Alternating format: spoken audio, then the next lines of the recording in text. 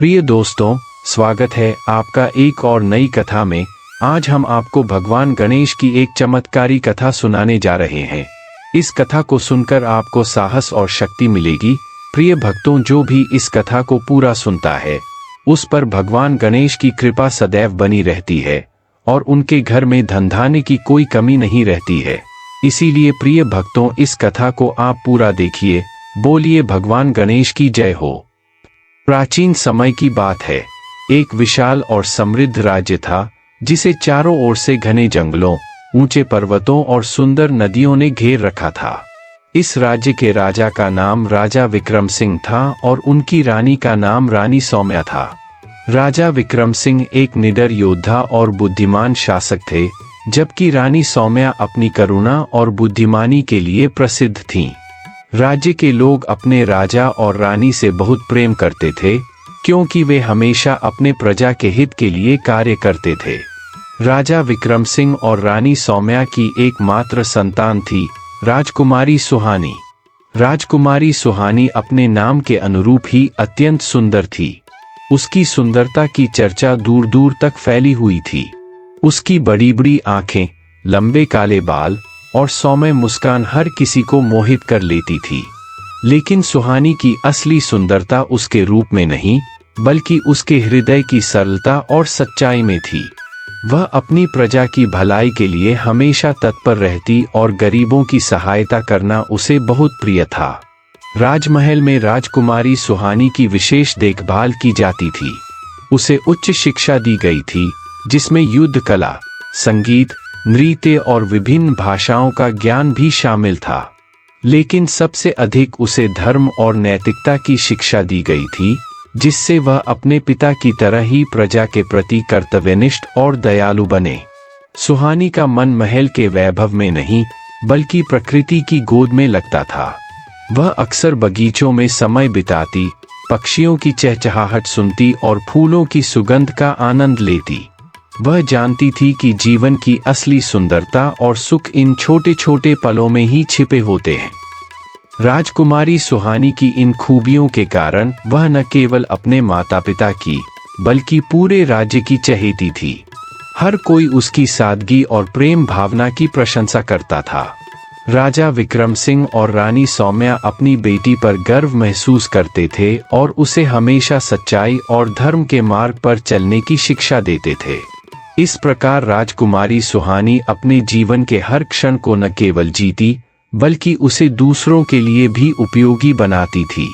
उसका जीवन आने वाले समय में राज्य और उसके लोगों के लिए एक प्रेरणा स्रोत बनने वाला था। राज्य की सीमा के पास एक छोटा सा गांव था, जहां एक गरीब किसान रमेश अपनी बूढ़ी मां के साथ रहता था। रमेश का जीवन बहुत कठिनाइयों से भरा हुआ था। उसके पिता कुछ समय पहले बीमार पड़ गए थे और उनके इलाज के लिए रमेश ने अपने खेतों को गांव के साहूकार के पास गिरवी रख दिया था। दुर्भाग्यवश उसके पिता की बीमारी ठीक न हो सकी और उनका देहांत हो गया। अब रमेश और उसकी मां के पास जीविका चलाने के लिए कोई साधन नहीं बचा था। रमेश बचपन से ही परिश्रमी और ईमानदार था। उसने अपने पिता की तरह खेती को ही अपने जीवन का आधार माना था। वह रोज मेहनत करता, खेतों में काम करता और अपनी मां का ध्यान रखता। लेकिन साहूकार के लालच और कर्ज के बोझ ने रमेश की पूरी दुनिया ही बदल दी थी। साहूकार एक निर्दयी व्यक्ति था, जिसे रमेश और उसकी मां की स्थिति से कोई फर्क नहीं पड़ता था। उसका उद्देश्य सिर्फ अपने पैसे और सूद को बढ़ाना था। एक दिन साहूकार ने रमेश को बुलाया और कर्ज चुकाने के लिए कहा। रमेश ने हाथ जोड़कर साहूकार से थोड़े समय की मांग की, पर साहूकार ने उसे साफ मना कर दिया। उसने रमेश को धमकी दी कि अगर वह कर्ज नहीं चुका पाया तो वह उसका घर भी ले लेगा। रमेश ने बहुत विनती की, लेकिन साहूकार ने उसकी एक न सुनी और अंततः रमेश और उसकी मां को उनके घर से निकाल दिया। बिना छत और सहारे के रमेश और उसकी मां गांव की गलियों में भटकने लगे। रमेश अपनी मां को देखकर बहुत दुखी होता था। उसकी मां बीमार थी और बूढ़ी हो चली थी, लेकिन उन्होंने कभी अपने बेटे के प्रति शिकायत नहीं की। वे उसे हमेशा हिम्मत देती और कहती, बेटा, भगवान पर भरोसा रखो, सब ठीक हो जाएगा। रमेश अपनी माँ के इन शब्दों से थोड़ी राहत पाता, लेकिन दिल में उसका दर्द बढ़ता जाता। रमेश ने हर संभव कोशिश की। उसने दूसरों के खेतों में मजदूरी की, लकड़ी काटी और छोटा मोटा काम किया ताकि वह अपनी माँ के लिए भोजन जुटा सके। लेकिन उसके दिल में एक ही सवाल था, क्या कभी उसके जीवन में भी खुशियों का सूरज उगेगा? क्या उसकी माँ को कभी आराम मिलेगा? रमेश की स्थिति दिन ब दिन बिगड़ती जा रही थी। साहूकार की कठोरता और परिस्थितियों की बेरुखी ने रमेश के जीवन को अत्यंत कठिन बना दिया था। लेकिन रमेश हार मानने वाला नहीं था। उसके दिल में एक अटूट विश्वास था कि एक दिन उसकी मेहनत रंग लाएगी और उसकी माँ को सभी दुखों से मुक्ति मिलेगी। एक दिन स्वर्गलोक में भगवान गणेश अपने वाहन मूषक पर बैठे पृथ्वी की ओर देख रहे थे। उन्हें पृथ्वी के जीवों की विभिन्न परिस्थितियों का ज्ञान था और वे यह देखना चाहते थे कि कौन कौन से व्यक्ति अपने जीवन में सच्चाई, ईमानदारी और धर्म के मार्ग पर चल रहे हैं। उसी समय उनकी दृष्टि रमेश पर पड़ी, जो अपने कठिन जीवन संघर्षों से जूझ रहा था। भगवान गणेश ने सोचा कि रमेश की परीक्षा लेकर यह देखा जाए कि उसकी सच्चाई और करुणा कितनी गहरी है। गणेश जी ने अपने भक्तों की परीक्षा लेने का निर्णय किया और अपने वाहन मूषक से कहा, चलो आज हम पृथ्वी पर एक नई लीला करेंगे। भगवान गणेश ने एक सुंदर हरे रंग के तोते का रूप धारण किया और आकाश मार्ग से उड़ते हुए पृथ्वी पर आ गए। रमेश उस समय नदी के किनारे बैठा हुआ था। उसके मन में उदासी और चिंता थी, लेकिन फिर भी उसने हार नहीं मानी थी। वह अपनी माँ के लिए लकड़ी इकट्ठी कर रहा था ताकि रसोई के लिए कुछ जलावन जुटा सके। तोते का रूप धारण किए भगवान गणेश आकाश में उड़ते उड़ते रमेश के ऊपर मंडराने लगे। अचानक तोता अपने पंखों को फड़फड़ाते हुए नीचे गिरने लगा और सीधे नदी में जा गिरा। वह पंख फड़फड़ाता हुआ डूबने लगा, जैसे कि उसे तैरना नहीं आता हो। यह दृश्य देखकर रमेश चौंक गया।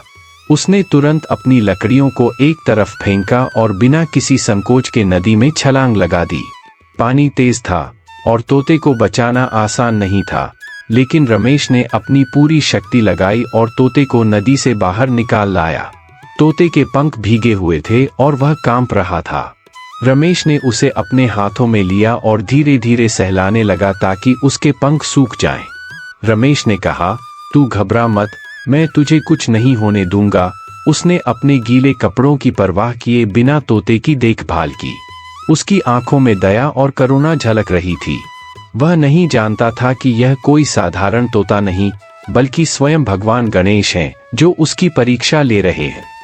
रमेश की इस करुणा और निस्वार्थता को देखकर गणेश जी मन ही मन मुस्कुराए। उन्होंने देखा कि रमेश निस्वार्थ भाव से उनकी सेवा कर रहा है, बिना यह जाने कि वह किसी देवता की मदद कर रहा है। रमेश ने तोते को सुखाकर उसे आराम से बैठने के लिए एक सुरक्षित जगह दी और खुद भीगने के बावजूद उसकी चिंता करता रहा। उसकी माँ ने जब यह देखा तो उसने भी रमेश की प्रशंसा की और कहा, बेटा, तूने बहुत अच्छा काम किया। परमात्मा तेरी मेहनत और दया को अवश्य देखेंगे। इस प्रकार भगवान गणेश ने देख लिया कि रमेश केवल अपनी परेशानियों से नहीं जूझ रहा था, बल्कि वह अपने नैतिक मूल्यों पर भी खरा उतर रहा था। उसकी सच्चाई और करुणा ने भगवान गणेश को प्रभावित किया। अब गणेश जी ने यह निर्णय लिया कि वे रमेश की मदद करेंगे, लेकिन पहले उन्हें देखना था कि वह आगे किस तरह की परीक्षा से गुजरता है। कुछ दिनों बाद राजमहल में उत्सव का माहौल था। राजा विक्रम सिंह और रानी सौम्या ने निर्णय लिया था कि वे अपनी प्यारी बेटी राजकुमारी सुहानी के साथ राज्य के विभिन्न क्षेत्रों का भ्रमण करेंगे। राजकुमारी सुहानी अपने राज्य और उसकी प्रजा को करीब से देखना चाहती थी, इसलिए उसने अपने माता पिता से आग्रह किया था कि वे उसे बाहर घूमने ले जाएं। राजा और रानी ने अपनी बेटी की इच्छा को खुशी खुशी स्वीकार कर लिया। राजा, रानी और राजकुमारी सुहानी का काफिला महल से निकल पड़ा। उनके साथ सैनिकों का एक बड़ा दल भी था, जो उनकी सुरक्षा का ध्यान रख रहा था। रास्ते में सुहानी ने खेतों में काम करते किसानों, हरे भरे जंगलों और बहती नदियों का आनंद लिया। वह हर चीज को बड़े ध्यान से देख रही थी और अपने माता पिता से हर चीज के बारे में प्रश्न पूछ रही थी। यात्रा करते करते वे एक सुंदर नदी के किनारे पहुंचे। सुहानी ने नदी के किनारे की हरियाली, पक्षियों की चहचहाहट और शांत वातावरण को देखकर वहां रुकने की इच्छा प्रकट की। राजा विक्रम सिंह ने काफिले को वहीं रुकने का आदेश दिया और सब लोग नदी के किनारे विश्राम करने लगे। उसी समय रमेश और उसकी माँ भी वहीं पास के पेड़ के नीचे बैठे हुए थे। रमेश के पास वह तोता था जिसे उसने नदी से बचाया था। वह तोते के लिए फल इकट्ठा कर रहा था और उसे प्यार से खिला रहा था। राजकुमारी सुहानी की नजर अचानक रमेश और तोते पर पड़ी। उसने देखा कि रमेश का हाल काफी दयनीय था, लेकिन वह फिर भी खुशी खुशी तोते की देखभाल कर रहा था। सुहानी को रमेश का यह रूप बहुत भाया, क्योंकि उसने रमेश की सच्चाई और करुणा को महसूस किया। सुहानी रमेश के पास गई और मुस्कुराते हुए उससे पूछा, भैया, यह तोता कहाँ से आया? यह तो बहुत सुंदर है। रमेश ने विनम्रता से उत्तर दिया, राजकुमारी जी, यह तोता नदी में डूब रहा था। मैंने इसे बचाया है। अब यह मेरा दोस्त बन गया है। सुहानी ने रमेश की बात सुनकर उसकी प्रशंसा की और तोते को सहलाने लगी। तोते ने भी राजकुमारी की ओर देखकर पंख फड़फड़ाए, जैसे कि वह भी उन्हें पहचान गया हो। राजा और रानी ने भी यह दृश्य देखा और राजकुमारी की सरलता और रमेश की निस्वार्थ सेवा को सराहा। राजा विक्रम सिंह ने रमेश से उसकी स्थिति के बारे में पूछा। रमेश ने संकोचपूर्वक अपने जीवन की कठिनाइयों के बारे में बताया, कैसे उसने अपने पिता के इलाज के लिए खेत गिरवी रख दिए और कैसे साहूकार ने उन्हें घर से निकाल दिया। राजा और रानी उसकी कहानी सुनकर दुखी हो गए। राजकुमारी सुहानी ने तुरंत राजा से कहा, पिताजी, हमें इस गरीब किसान की मदद करनी चाहिए। यह बहुत अच्छे दिल का इंसान है और इसने इस तोते को बचाने के लिए अपनी जान की परवाह नहीं की। राजा विक्रम सिंह ने सहमति जताई और रमेश की मदद करने का वादा किया। उन्होंने रमेश को राजमहल आने के लिए कहा ताकि वे उसकी सहायता कर सकें। रमेश ने राजा और रानी का धन्यवाद किया और उनके साथ राजमहल जाने का निर्णय लिया। उसने सोचा कि शायद यही भगवान का संकेत है कि उसकी मुश्किलें अब कम होने वाली हैं। रमेश ने राजा और रानी के निमंत्रण को स्वीकार कर लिया और उनके साथ राजमहल की ओर चल पड़ा। राजकुमारी सुहानी के आग्रह पर रमेश और उसकी मां को राजमहल में रहने की व्यवस्था कर दी गई। रमेश को लगा कि उसकी परेशानियों का अंत निकट है और उसे अब अपने जीवन में एक नई शुरुआत का मौका मिलेगा। राजकुमारी सुहानी और रमेश के बीच एक अद्भुत मित्रता विकसित होने लगी। सुहानी ने रमेश की स्थिति को बेहतर बनाने के लिए हर संभव कोशिश की और वह रमेश की मदद के लिए अपने माता पिता से भी बात करती रहती थी। हालांकि राजमहल में कुछ लोग रमेश के इस बदलाव से खुश नहीं थे। विशेषकर राजा के कुछ मंत्रियों को रमेश की उपस्थिति से ईर्ष्या होने लगी थी। उन्हें यह महसूस हुआ कि एक साधारण किसान को इतनी महत्ता क्यों दी जा रही है। मंत्रीगण रमेश को नीचा दिखाने और उसे राजमहल से बाहर निकालने के उपाय सोचने लगे। एक दिन रमेश राजमहल के बगीचे में अकेला बैठा हुआ था। उसे लगा कि उसकी परेशानियां अभी भी कम नहीं हुई हैं। हालांकि वह राजमहल में था, लेकिन उसे अपने पुराने जीवन की सादगी और स्वतंत्रता की कमी खल रही थी। उसने सोचा कि शायद राजमहल की चमक-दमक उसके लिए नहीं है। रमेश के मन में संदेह पैदा होने लगा कि कहीं यह सब उसकी मुसीबतें बढ़ाने वाला तो नहीं है। तोते के रूप में भगवान गणेश, जो लगातार रमेश के साथ थे, ने रमेश की निराशा को भांप लिया। तोते ने रमेश के कंधे पर बैठते हुए कहा, तुम इतने उदास क्यों हो? तुम्हारे जीवन में अब सब कुछ ठीक हो रहा है। रमेश ने गहरी सांस लेते हुए कहा, मुझे नहीं लगता कि मैं यहाँ सही हूँ। मुझे यह महल और इसकी सारी भव्यता अपने लिए सही नहीं लगती। मैं एक साधारण किसान हूँ और मुझे अपना पुराना जीवन ही प्यारा था, चाहे वह कितना भी कठिन क्यों न हो। तोते ने मुस्कुराते हुए कहा, हर बदलाव कठिन होता है, लेकिन कभी कभी यह हमारे लिए एक बेहतर भविष्य का द्वार भी खोलता है। हमें धैर्य रखना चाहिए और अपने ऊपर भरोसा करना चाहिए। तुमने मेरे लिए जो किया वह एक महान कार्य था और तुम्हारी अच्छाई तुम्हें इस स्थान पर लाई है। तुम्हें यहाँ तक पहुँचाने के पीछे कोई न कोई कारण अवश्य है। रमेश ने तोते की बातों से थोड़ी राहत महसूस की और मन ही मन सोचा कि शायद उसे धैर्य बनाए रखना चाहिए। उसी समय राजकुमारी सुहानी बगीचे में आई और उसने रमेश को देखकर कहा, तुम यहाँ अकेले क्यों बैठे हो? चलो हम महल के अन्य हिस्से देखते हैं। रमेश ने उसकी बात मानी और उसके साथ महल के अंदर चला गया। सुहानी ने उसे महल के विभिन्न स्थान दिखाए और रमेश को यह विश्वास दिलाने की कोशिश की कि वह अब सुरक्षित है और उसे चिंता करने की आवश्यकता नहीं है। महल में घूमते हुए सुहानी की नजर तोते पर पड़ी। उसने हंसते हुए कहा, यह तोता बहुत सुंदर है, लेकिन यह बोलता क्यों नहीं? उसने मजाक में तोते से कहा, तुम्हें पता है, मुझे रमेश से प्रेम हो गया है। तोते के रूप में भगवान गणेश ने यह सुनकर सोचा कि सुहानी के शब्दों में सच्चाई है या नहीं, लेकिन रमेश ने यह सब हंसी मजाक के रूप में लिया और मुस्कुराकर रह गया। रमेश की निराशा अब थोड़ी कम हो गई थी, लेकिन उसे नहीं पता था कि आगे उसके जीवन में एक बड़ी चुनौती आने वाली है। मंत्रीगण, जो रमेश से ईर्ष्या करते थे, ने राजा की पत्नी रानी सौम्या के खिलाफ एक षड्यंत्र रचा। उन्होंने रानी को जहर देकर बीमार कर दिया और इसका इल्जाम रमेश की मां पर लगा दिया। राजा विक्रम सिंह को जब यह पता चला तो वह क्रोध में भर गए। उन्होंने तुरंत रमेश को बुलाकर उसे औषधि लाने का आदेश दिया और कहा कि अगर वह औषधि लाने में असफल रहा तो उसकी मां को दंड दिया जाएगा। रानी सौम्या की स्थिति गंभीर थी। राजा विक्रम सिंह अपनी पत्नी की तबीयत बिगड़ने से बहुत चिंतित और क्रोधित थे। मंत्री के षड्यंत्र के कारण उन्होंने रमेश की मां पर रानी को जहर देने का झूठा आरोप लगा दिया। राजा को यकीन था कि रमेश की मां निर्दोष है, लेकिन मंत्रियों के दबाव और परिस्थिति के कारण उन्होंने रमेश को आदेश दिया कि वह जंगल से दुर्लभ औषधि लेकर आए, जिससे रानी की जान बचाई जा सके। रमेश के लिए यह एक बड़ी चुनौती थी, क्योंकि उसे न केवल अपनी मां को निर्दोष साबित करना था, बल्कि रानी को बचाने के लिए भी समय पर औषधि लानी थी। राजमहल में माहौल गंभीर हो गया था। रमेश की मां को कैद कर लिया गया और रमेश को तत्काल औषधि लाने के लिए जंगल भेज दिया गया।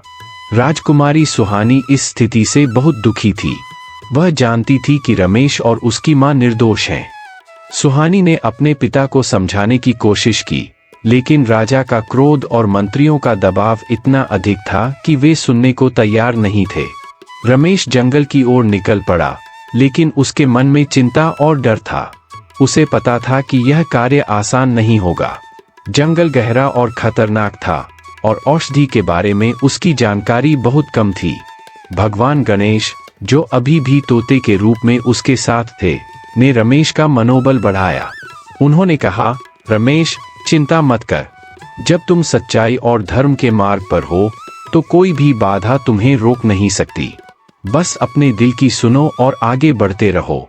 रमेश ने हिम्मत जुटाई और औषधि की तलाश में गहरे जंगल में चला गया।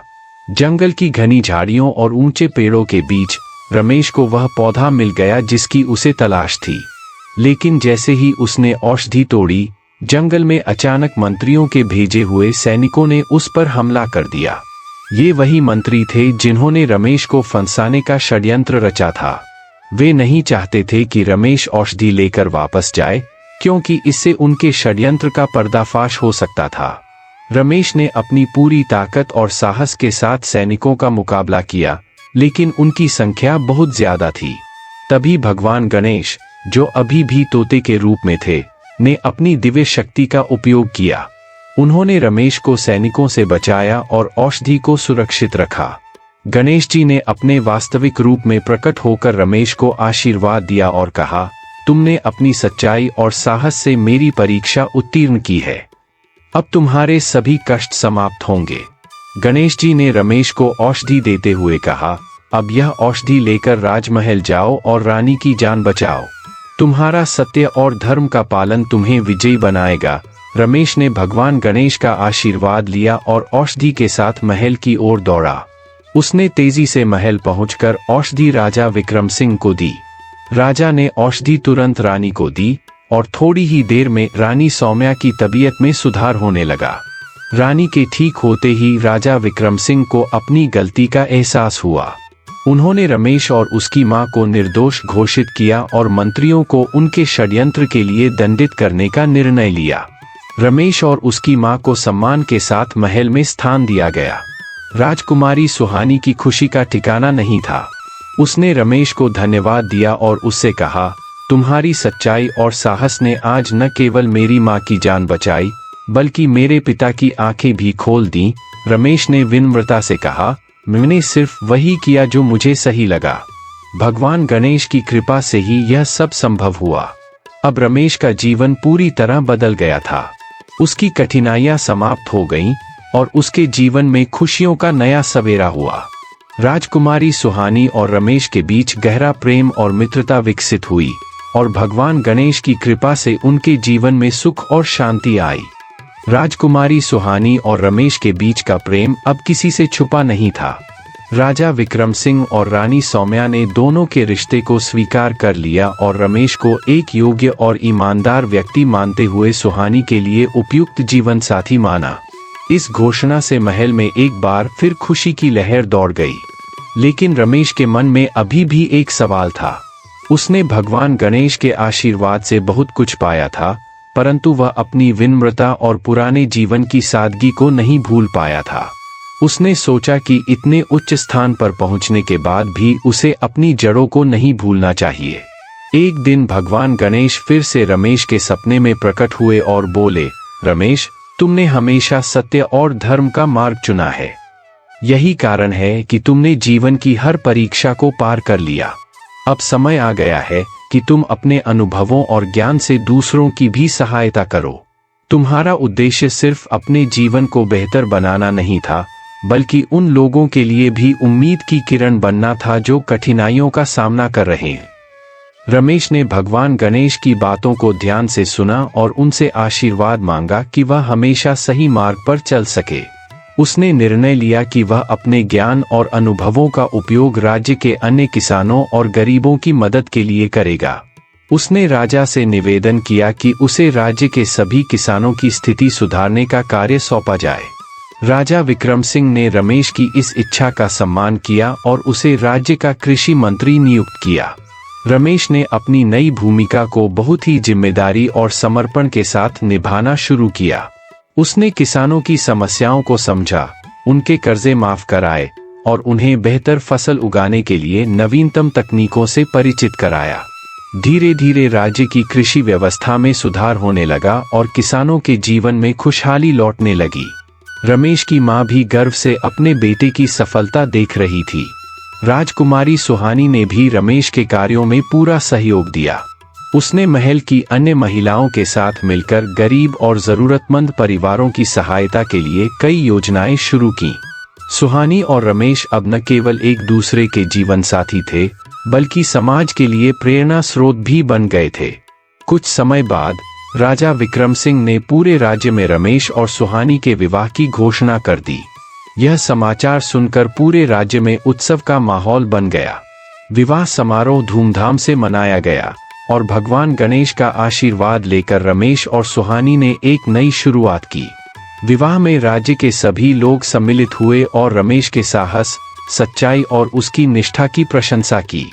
भगवान गणेश ने भी अपनी कृपा दृष्टि से नवविवाहित जोड़े को आशीर्वाद दिया और कहा, सत्य, साहस और निष्ठा का मार्ग कभी सरल नहीं होता, लेकिन यह मार्ग हमें सच्ची खुशी और संतोष की ओर ले जाता है। तुम दोनों ने मिलकर यह सिद्ध कर दिया कि प्रेम, सच्चाई और परोपकार से बड़ा कोई धर्म नहीं है। रमेश और सुहानी ने मिलकर राज्य को उन्नति के शिखर पर पहुंचाया। उन्होंने यह सुनिश्चित किया कि कोई भी गरीब भूखा न रहे, कोई भी किसान कर्ज में डूबा न रहे और हर व्यक्ति सम्मानपूर्वक जीवन जी सके। उनके संयुक्त प्रयासों ने राज्य को एक आदर्श और समृद्ध राज्य बना दिया। इस प्रकार रमेश की कहानी हमें सिखाती है कि कठिनाइयां चाहे कितनी भी बड़ी क्यों न हो, अगर हम सच्चाई, साहस और धैर्य के साथ अपने मार्ग पर चलते रहें, तो हम किसी भी बाधा को पार कर सकते हैं। भगवान का आशीर्वाद और अपने कार्यों में निष्ठा हमें हर बार विजय दिला सकती है। रमेश और सुहानी की तरह हमें भी अपने जीवन में सच्चाई और धर्म के मार्ग पर चलते रहना चाहिए। रमेश की यात्रा एक साधारण किसान से लेकर एक प्रेरणादायक नेता तक की थी, जो यह दर्शाती है कि सच्चे मनुष्य के लिए कुछ भी असंभव नहीं है। इस यात्रा में उसे भगवान गणेश का आशीर्वाद प्राप्त था, जो हर कदम पर उसके साथ रहे और उसे सही दिशा दिखाई। रमेश की कहानी एक प्रेरणा है कि सच्चाई और अच्छाई की हमेशा विजय होती है, चाहे मार्ग कितना भी कठिन क्यों न हो। प्रिय दोस्तों, इस कहानी से हमें यह सीखने को मिलता है कि भगवान प्रत्येक व्यक्ति के साथ है और प्रत्येक व्यक्ति के अच्छे और बुरे कर्मों को देख रहे हैं। इसलिए मनुष्य को कभी उदास नहीं होना चाहिए और उन्हें हमेशा भगवान पर भरोसा रखना चाहिए। प्रिय दोस्तों, यदि आपको यह कथा अच्छी लगी हो तो इस वीडियो को लाइक कर दीजिए और हमारे चैनल को सब्सक्राइब कर लीजिए। इस वीडियो को अपने प्रियजनों और अपने परिवार के साथ भी शेयर कर दीजिए, जिससे उन्हें भी भगवान गणेश की इस चमत्कारी कथा का ज्ञान हो। मिलते हैं दोस्तों। आपको एक और नई कथा के साथ कमेंट में जय भगवान गणेश अवश्य लिख दीजिए, क्योंकि आपके एक बार जय भगवान गणेश लिखने से हमें बहुत खुशी होती है। धन्यवाद।